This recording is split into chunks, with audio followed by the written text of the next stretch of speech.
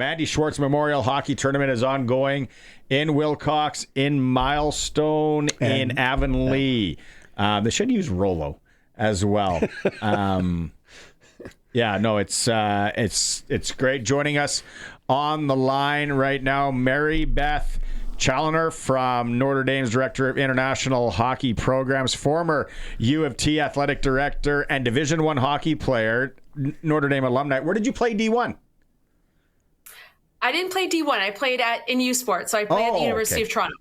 Yeah. Yeah. And when you look at female hockey from even when you played, and I know, my friends that I grew up with in high school, and then where it is now, I don't know if there is another sport that can celebrate that big of growth. Like not want to say 180 almost, but where it is, and these females, you watch that U18 AAA level, Mary Beth, like they can play. Yeah. I think every level can play right now. It is the growth in women's hockey has been incredible to see, and I do like to see it in other women's sports as well. You've got the rugby, like women's rugby, that is just taken off. You've got professional volleyball, professional softball.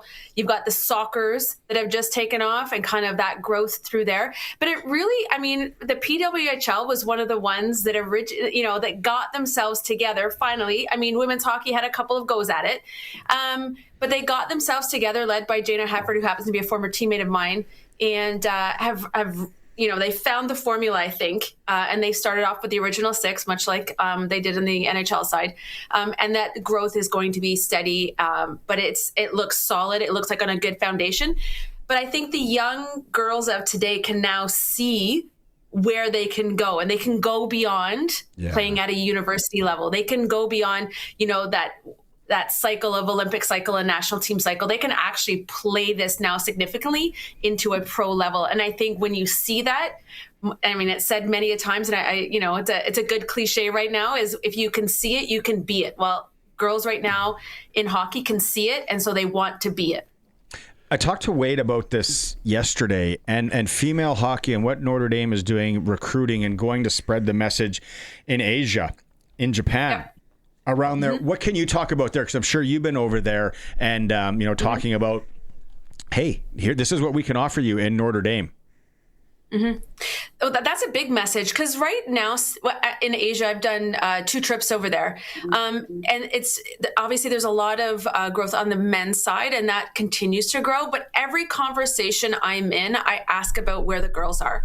Are the girls playing? Where are the leagues? How do we, what is the formula? Because their national team programs actually at the level there are, they are better than the men's. So their national team and where they sit internationally in terms of rankings are higher than the men's side. But that growth at the grassroots level is not quite there. So what I'm finding really interesting is where are they? How can we help them gain access to the sport so that it can grow and develop? And so that's what we can offer. We can offer them that opportunity, to bring hockey skills to them and help them and support them. It's really about supporting.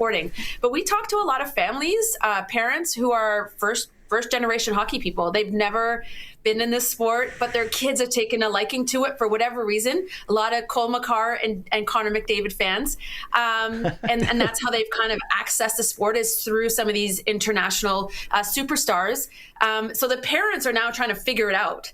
And so oftentimes you're going over there trying to educate the parents on the next steps and what the best pathways are.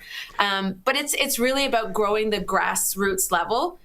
But for me, particularly at the women's side, I keep asking those questions and wanting to bring that to ensure that the girls have the same access as their boys do. You've got the big tournament going on in Notre Dame and 2 surrounding communities. Obviously, lots of buzz around the arena. If somebody was going to come, where would you suggest that they show up? Whether it be one of those 3, does it matter? What can they expect at each of the 3 arenas that you're playing at?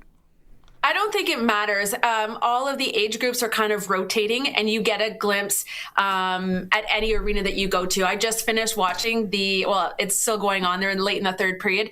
The U15s. Wow.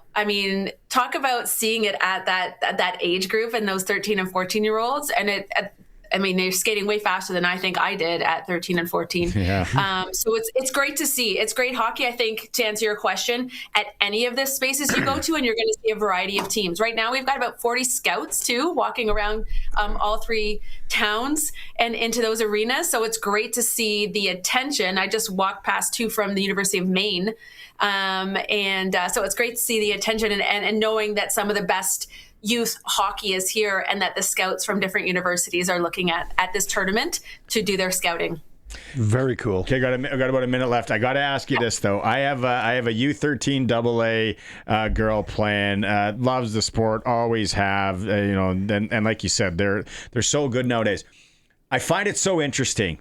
Being a male that played the game, coached the game. My son's U15. The girls have always been easier to coach, I find, whether it's flag football or hockey, but they're so literal. Like, you tell a girl, you have to stand there, and they were playing this ball. They're standing there. Like, it doesn't matter if the puck's going whatever. I'm supposed to be here.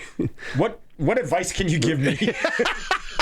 It's so funny because I actually coached flag football and girls hockey as well.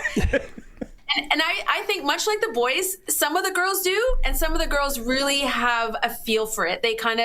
They start gaining some of the knowledge and understanding that it's not literal. But yes, you have some kids that take everything literally. So you've got to figure out who those are. Yeah. And you've got to say, okay, and give them some situations. And I don't mean just stand here. It means you need to be in the space. Yeah. Or it was funny. This was a weird analogy. I don't know where it came from, but there were U11s I was coaching. And on defense, you weren't trying to have them flat at a blue line. So I was like, it's kind of like a teeter-totter.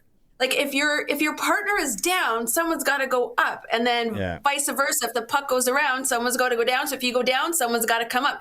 And that clicked. It's kind of finding that like magic tool that clicks with them and resonates, and then they retain it and they go, oh, okay, I get it now. And then you can see them start, once they gain that knowledge and understanding, they put it into practice. That's how my wife deals with me as an educator. I was going to say, teeter-totter. There are lots of people talk to me like that. Teeter-totter. Mary Beth, thanks so much for making time. I know it was a long travel day for you, and things are so exciting, and the roads. Hopefully you don't have to travel that much. If you do, stay safe. I'm in Wilcox. I'm good. Yeah, right on.